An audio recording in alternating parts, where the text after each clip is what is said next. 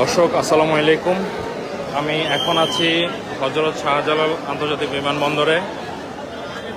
লাইভটা করার ইচ্ছে ছিল না, মানে এখানে এসে লাইভ করব এটার কোনো ইচ্ছেই ছিল না, বাট এখানকার অবস্থা দেখে লাইভটা করতে বাধ্য হয়েছি। দর্শক আপনারা দেখতে পাচ্ছেন, এটা হচ্ছে টার্মিনাল 2, যেখান দিয়ে হচ্ছে বিমানবন্দরের যাত্রীরা অবতরণ করে। তো আমরা হচ্ছে গিয়ে বিমানবন্দরের যে উন্নতি হয়েছে সেটা দেখতে পাচ্ছি। সেটা হচ্ছে আগে এই যে গেটটা, এই যে এখানে যে গেটটা দেখা যাচ্ছে, এই গেট দিয়ে খুব একটা মানুষকে ঢুকতে দেওয়া হতো না। সবাই হচ্ছে গিয়ে এই জায়গাটাতে ওয়েট করতো।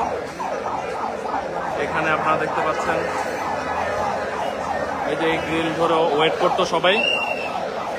বাট রিসেন্টলি এদিক দিয়ে সবাইকে ঢুকতে দেওয়া হচ্ছে, মানে যেই ঢুকতে যাচ্ছে তাকেই ঢুকতে দেওয়া হচ্ছে। যার ফলশ্রুতিতে কি হয়েছে আপনারা দেখুন।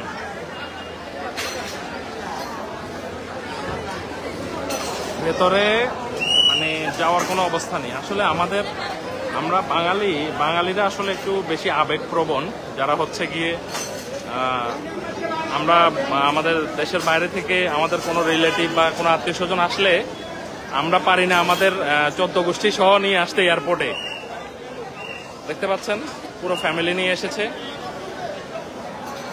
তো আমরা আসলে মানে কি বলবো, আবেগপ্রবণ বললাম, সেটা আসলে মানে পজিটিভলি বলছি, নেগেটিভলি অনেক কিছুই বলা যায়।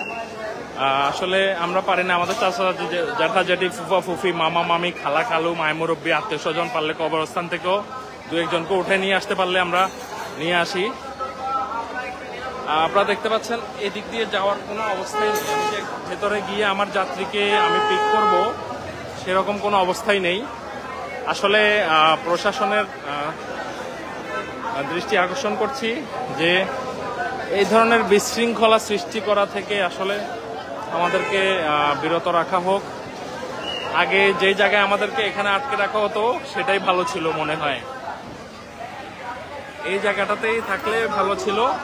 এখন ভিতরে আপনারা দেখতে পাচ্ছেন এখানে মাইকে বলা হচ্ছে, মাইকে সবাইকে বলেও এখান থেকে সরাতে পারছে না। আপনারা দেখছেন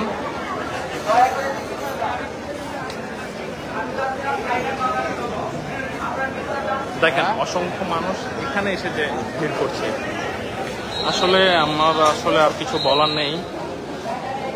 তো সবশেষে একটা কথাই বলবো, এয়ারপোর্টে আসলে এত মানুষ আসাটা আসলে খুব একটা অর্থবহ নয়।